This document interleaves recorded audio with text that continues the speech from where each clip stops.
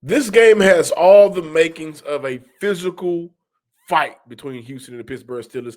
And I think that could favor Houston. And also, we'll dive into who's in, who's out with Stan Norfleet.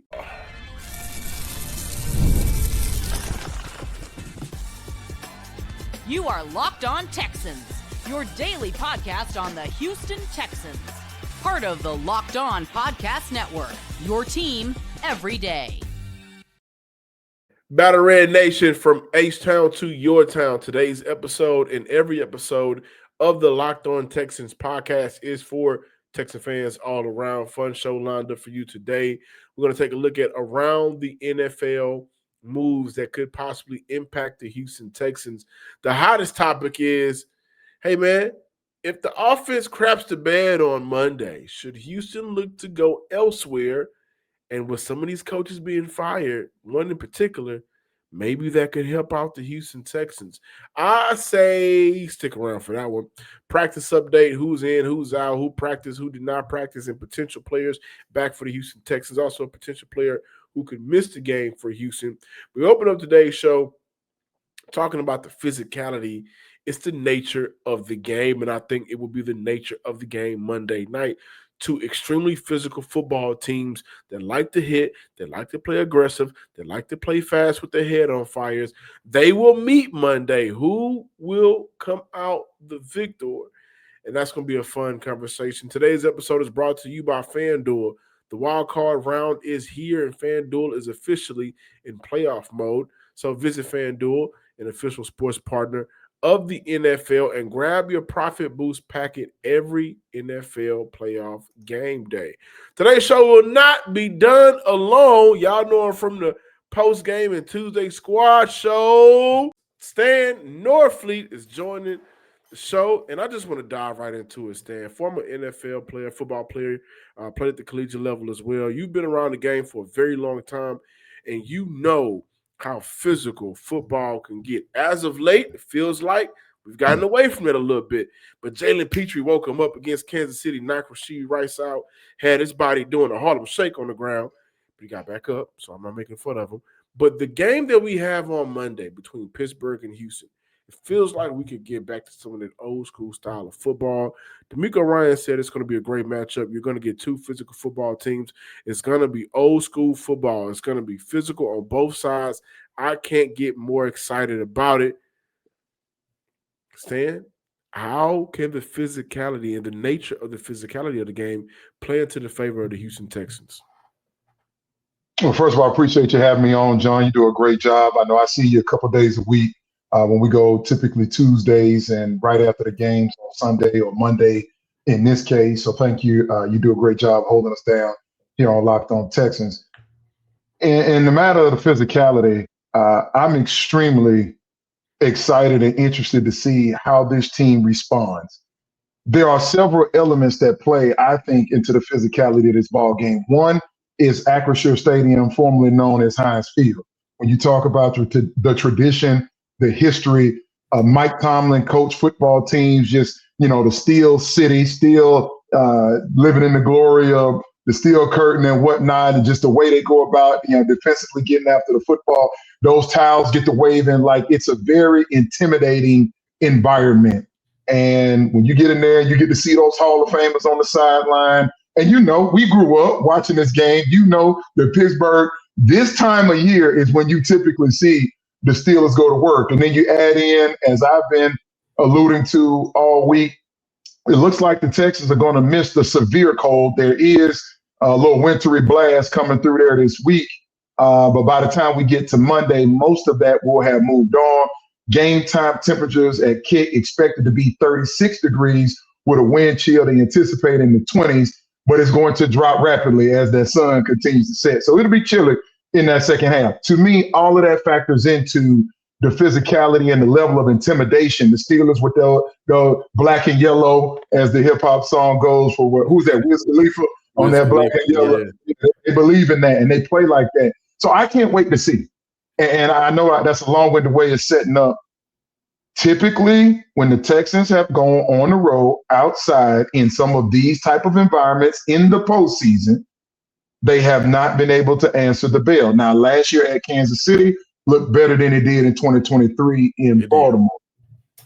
You asked me a specific question. Stan, how does the physicality play to the advantage of the Texans? I think that's going to have to be one on defense in the front seven. I think Azeez Al-Shire is going to have to play his best football.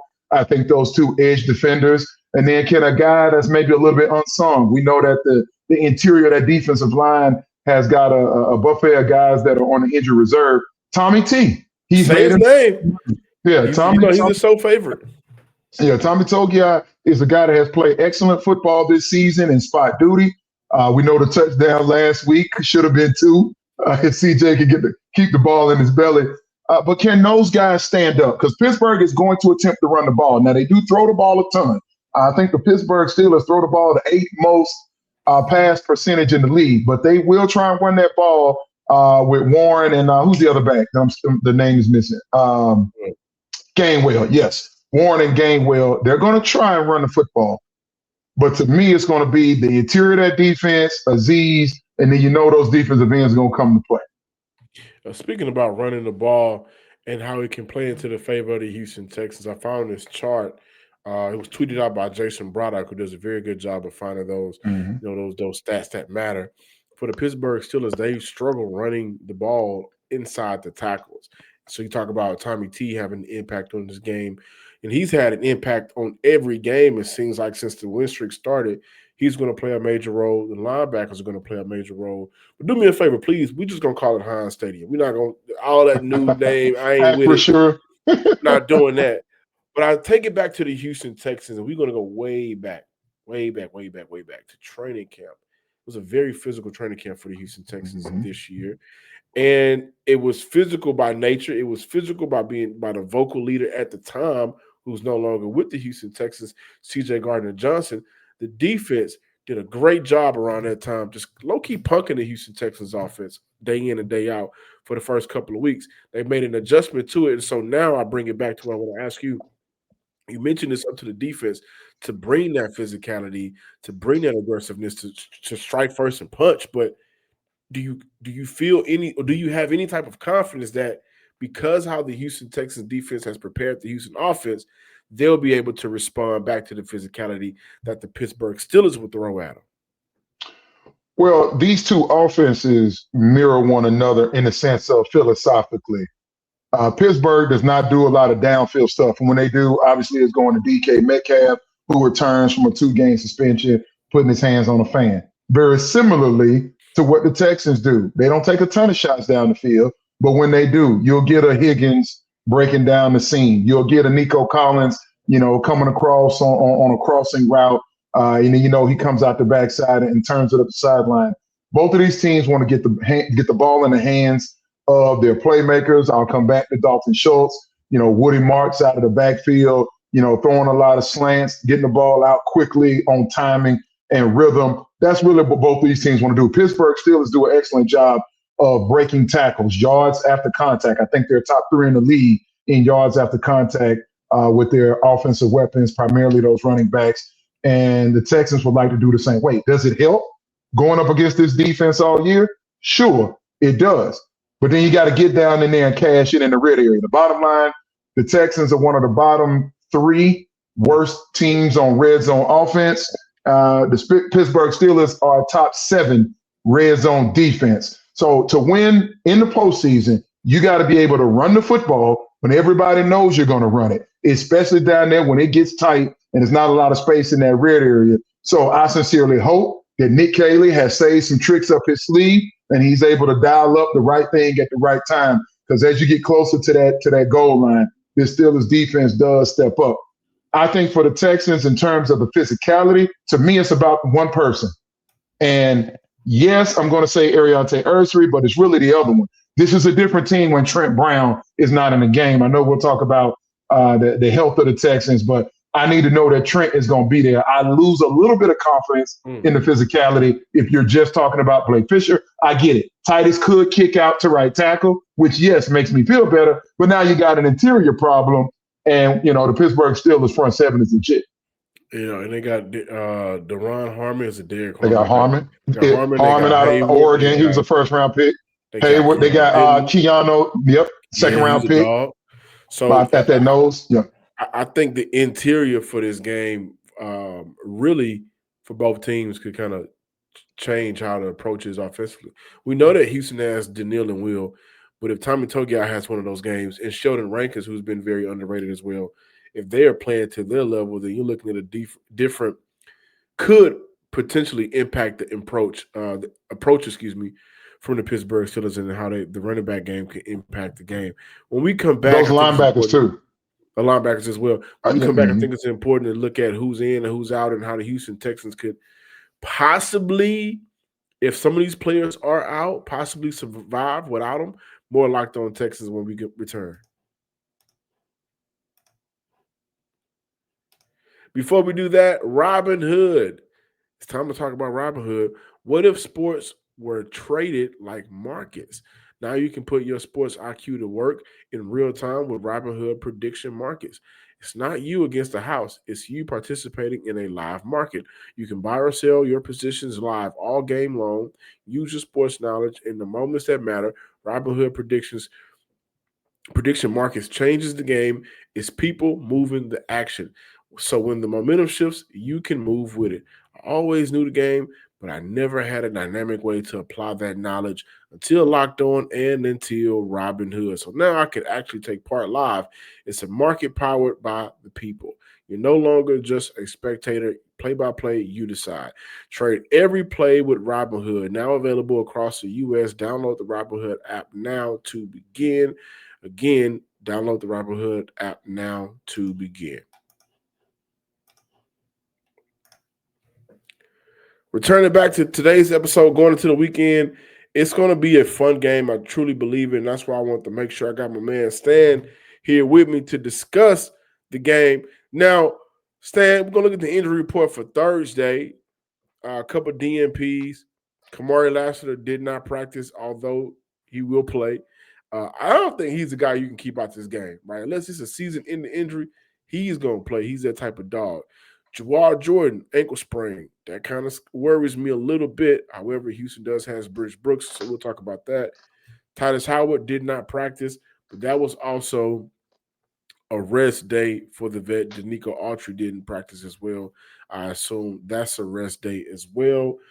Jalen Reed returned to practice safety, which is major. We know that Houston released Kavon Wallace early in the week. They also re-signed him back to the practice squad. So I'm assuming maybe they'll see by Saturday if Reed is able to go, they'll get him ready. If not, then they'll probably promote Wallace to the active roster. Who knows? We'll see. But when we look at the injury report, obviously not a lot of concerns. Houston gives their vets some rest days throughout the week. The one aspect of this injury report that I really want to ask you about, Jawhar Jordan potentially being out for this game. Do you feel like that's a major impact, or maybe his draft classmate, Bridge Brooks from the 2024 class, do you feel like he can step in? Or is this a moment for Nick Chubb to get busy? He's been resting the last 5 or 6 weeks, and he took too many carries. He's a vet. He understands what it takes to win in the playoffs. Do you look forward to more Chubb? I think for me, I'm more inclined to go with veterans. I know Michael Connor, who does the Locked On Texas Squad shows with us, he teases me all the time that I hate on the rookies. But it's just, this is a different season. And I know for the fans that are watching, you know, you hear the players try and downplay it. I heard CJ from the podium today talking about, you know, at the end of the day, it's just another football game. I get it. I understand what he's saying, but that's just not the case. The speed in the postseason ratchets up, the intensity ratchets up, and you know the margin for error obviously shrinks. And sometimes players feel that. You know, every move that you make, every play is magnified, as I previously stated. So with all that being said, I'm inclined to go with veteran Nick Chubb. He knows how to play in weather.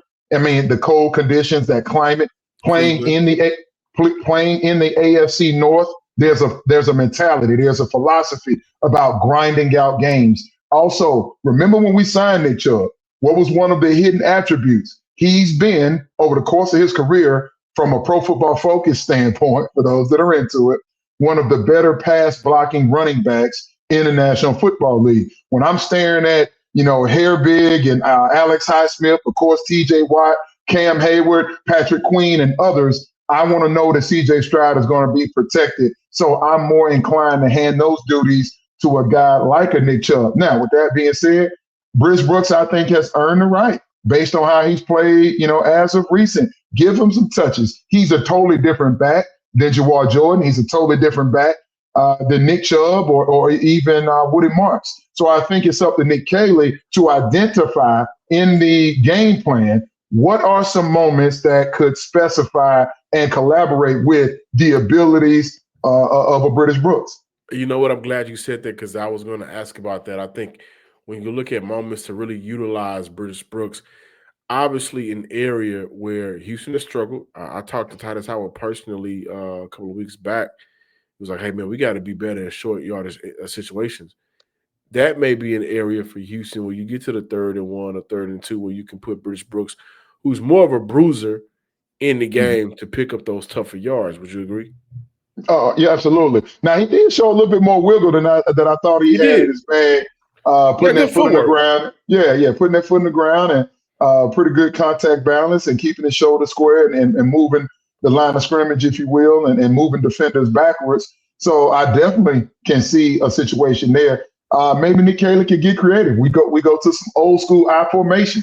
You get 2 backs in the backfield and you start running some split zone or something like that and setting up some play action later in the ball game. So it's up to Coach Caley. Nick Caley's got to get creative and he's got to know down the distance and prepare a solid game plan. I would teeter more so on Nick Chubb for the pass protection purposes I've already outlined. And I'll just tell you this, man, this is not, I don't think stylistically this is going to be a very pleasant game.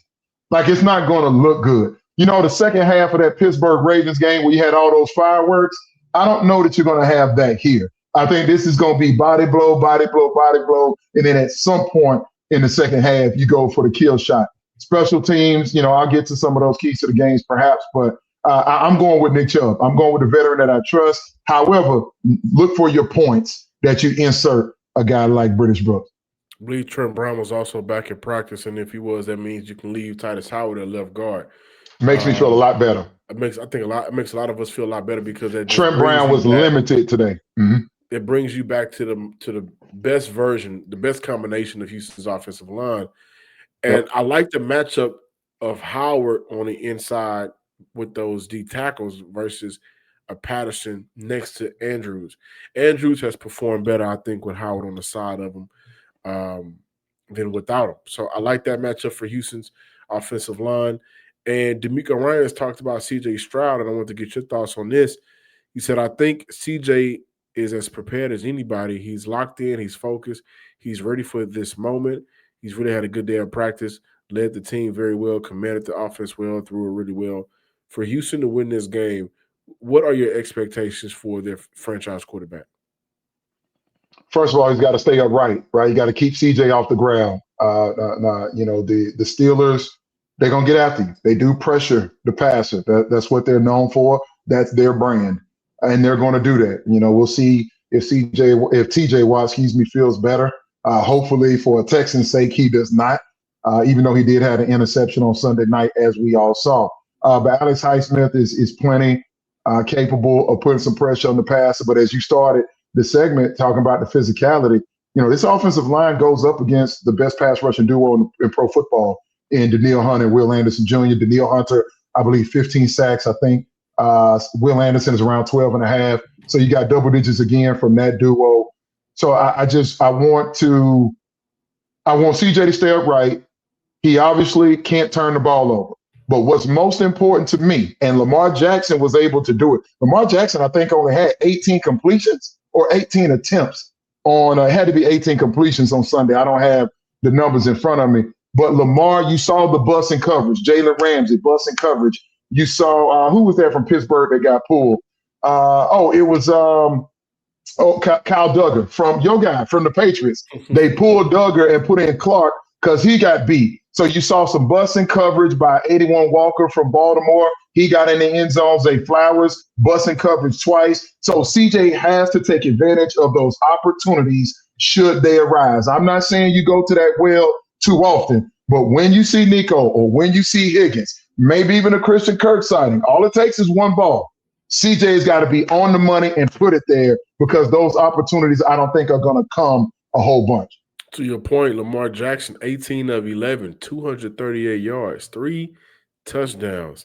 11 of 18? 11 of 18. Zay Flowers, 4 11 for of 18. 138, 2 tugs. Devontae Walker had the big 38-yard catch for a touchdown as well. You're absolutely right. That was a good point. When those opportunities show up, CJ cannot leave those yards and those plays on the field. He has to make them. Because one thing about it, Houston has been plagued. We know about the red zone issues.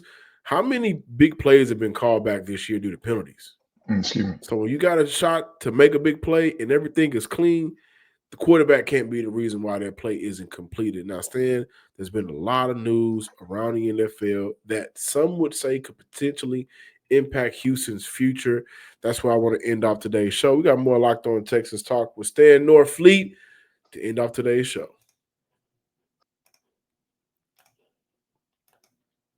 Let's be real, managing your finances can feel overwhelming between subscriptions you forgot about, bills that keep going up, and trying to figure out where all your money actually goes each month. It's easy to feel like you're losing control. And who has time to track every transaction or hunt down every hidden fee? I don't, you don't, but that's where Rocket Money comes in. The personal finance app that helps you take control. It finds and cancels your unwanted subscriptions, monitors your spending, and helps lower your bills so you can grow your savings. I mean, in the good year 2026, where everything is going up, Rocket Money makes it even easier to keep all of your expenses down. I was shocked when Rocket Money showed me what I was paying for, especially a subscription that I canceled. I thought I canceled, but I didn't. They always get you. And I completely forgot about it. So now I'm saving money where typically it would go to a service that I no longer use.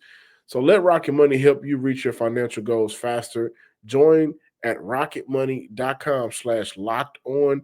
That's rocketmoney.com/locked-on. Again, rocketmoney.com/locked-on. The wild card round is here, and FanDuel is officially in playoff mode. Every game day during NFL playoffs, FanDuel is giving customers even more ways to get in on the action.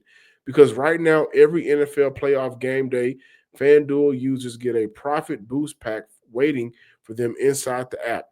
The boost let you lean into your game day instincts, whether you're backing momentum, defenses, quarterback play, or coaching. Every play feels bigger, and the boost make your bets feel that way too.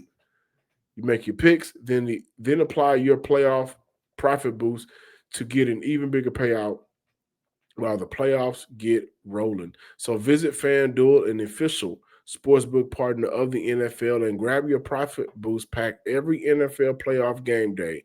Again, grab your profit boost pack every NFL playoff game day.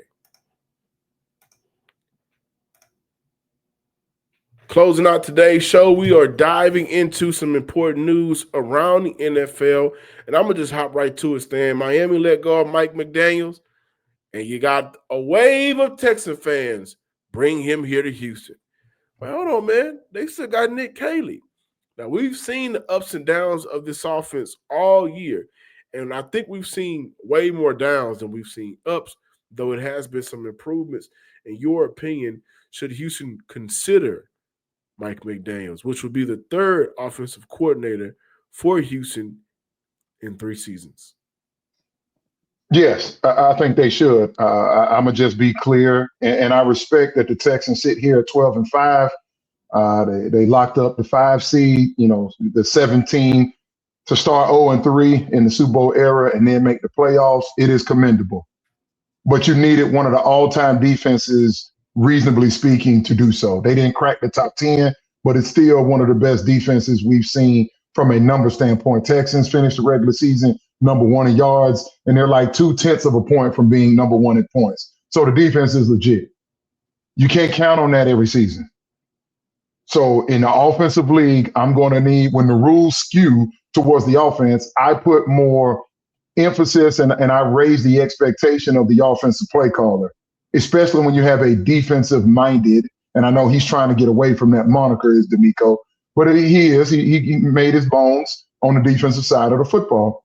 So I need an experienced play caller, which Mike McDaniels is. He's a guy that shares philosophy with DeMeco from their days in San Francisco. Have no idea if they get along well, or if they like each other, or what that experience is like. But philosophically, maybe there's a mix between where Bobby Slowick was and some of the elements that Nick Caley is implementing now. I just don't trust that Nick Caley here in a Super Bowl window with a franchise quarterback. Nick Caley's trying to learn on the job, and we see your windows open and close very fast for a lot of teams in the National Football League. I'd like to see a more experienced play caller like a Mike McDaniels get with C.J. Stroud and provide a little bit more oomph into this offense. I saw a point that was made on Twitter. If you do look to go for a third offensive coordinator, then Houston should not extend C.J. Stroud next offseason. Essentially, that would be 3 years in a row where a new offense or an offense is being learned and taught, and that could potentially hinder the progress of your quarterback. And I think it's a fair point because we saw it this year. CJ hadn't thrown for 30 TDs yet. CJ hadn't thrown for 4,200 yards yet. Now, passing around the league is down. But another year with a new offensive coordinator, I think that would be something to look at. Now, I'm of the belief, Stan, I don't think Houston should go after anybody. I think the improvements that can be made are roster improvements. Look at this team, and you said it all the time. Well, if they would have had Joe Mixon and Tank Dell, two different offenses, right? Elements that's brought. So I think if Houston can improve offensively from a playmaker standpoint, then the product will be better. See, for me, the personnel is always going to be a piece of it, right? You think players first, then plays. That's an old Bill Parcells mantra. The problem is there have been too many times Kay Stover, back-to-back tush pushes and stuff like that. Like, there's just been too many times where they get down there primarily in the red area, and we're going, Nick Caley, what was that? The end of quarters, the end of the halves. Like, what are we doing in our execution? Now, some of that, maybe DeMeco is on the headset saying, hey, let's throttle it down. I just don't think you can have a weapon like C.J. Stroud and you've got the governor on him. I think you got to let him go. Now, I'm not saying drop back and throw 48 times a ball game. What I am saying is, and that's just not this offense. Like, I am saying you have to put CJ in a space where he's being disciplined with the football, he's being judicious, but he's also able to get out there and play the style of the brand of football and the style that allows him to extend his abilities. And maybe, like I said, if it is a Mike McDaniels, maybe it's not necessarily, it could be a third play caller, but if the offense is more like what Slowick implemented in year 1 and year 2, then it's like CJ getting back on the bicycle as opposed to, of learning brand new terminology. And while we're there, I'm going to ask you about another name, because I think this is the year. See, if they had held on to Bobby for another year, this is the year that you go get your offensive play caller. Look at all the people that are on the market. If the Texans had a chance to, Cliff Kingsbury. If you had a chance to go get Cliff, look what he did with Jaden Daniels just a year ago in Washington. So this was the year you wanted to go get, if you had a crystal ball, to go get your offensive play caller. But I've said many times on the Locked On Texans squad shows, when we go a couple times a week, the politics of the NFL stipulate that DeMeco Ryans is not going to let go of Nick Caley after 1 year, especially for those that believe that Nick Caley was not a DeMeco hire, that was a Nick Caserio hire, given the ties and the familiarity with New England.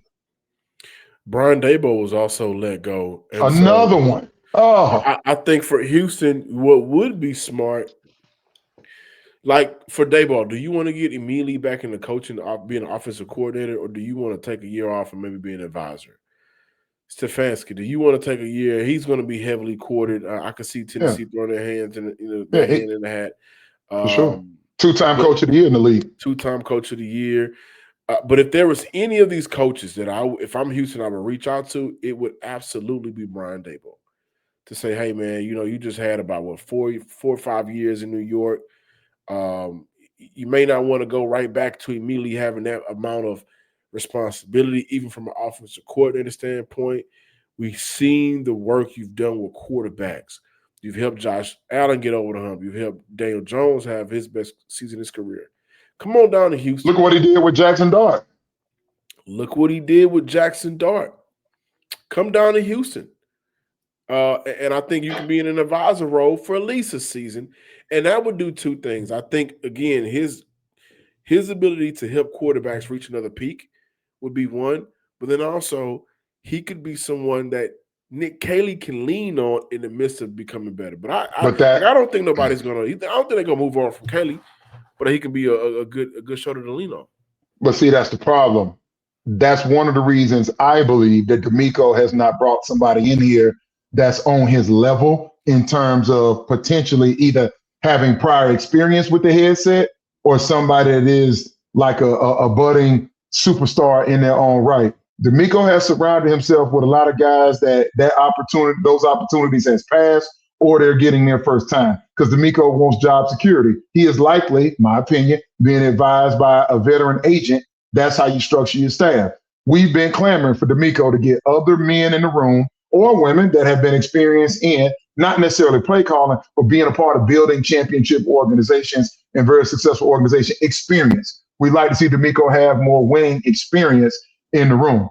When you got Brian Daboll or you got Stefanski or you got Cliff Kingsbury, who I think, by the way, Cliff is better suited for today's college game as a head coach. I think that's where he's going back to. You don't want DeMeco doesn't want to look over his shoulder, and Nick Caley is going to tell DeMeco, I don't want to look over his shoulder. So please don't bring anybody in here, even in the advisory role, that could make things, should it get turbulent, a little bit uncomfortable. Let's look at what happened this year. The Texans start 0-3. The offense looks abysmal. If Brian Daboll or somebody of that ilk had been on the staff then, would not the talking heads like you and I have been talking about, should DeMeco give those play calling duties to the more experienced Brian Daboll, Kevin Stefanski, Cliff Kingsbury, and then let Nick Caley grow a little bit, and then maybe he gets the reins back late in the season? Had that veteran individual been on the staff this year after 3 ball games, hell, when they were 3-5 after 8 ball games, we would have been saying, let the veteran play caller get the reins, I think. 2023, Houston benefited from having Shane Day on their coaching staff. He was the senior offensive assistant the year prior, passing game coordinator and quarterbacks coach for the Chargers. Went back to the Chargers this past year. So I think he's one of the coaches, that really helped this team get over the hump in Bobby Slowik's first year. Stan, thank you for joining today's show, this weekend show going out on Friday. So my everydayers from the Himalayas, thank you for making the Locked On Texans podcast your first listen of the day. Monday night, we got the squad show, postcast. That's going to be fun. But as always, follow on Twitter at John_Hickman12. Follow Stan Norfleet at Stan Sportsman on social media. Also, like, comment, and subscribe on YouTube. Until next time, ladies and gents, Texas fans across the nation, peace.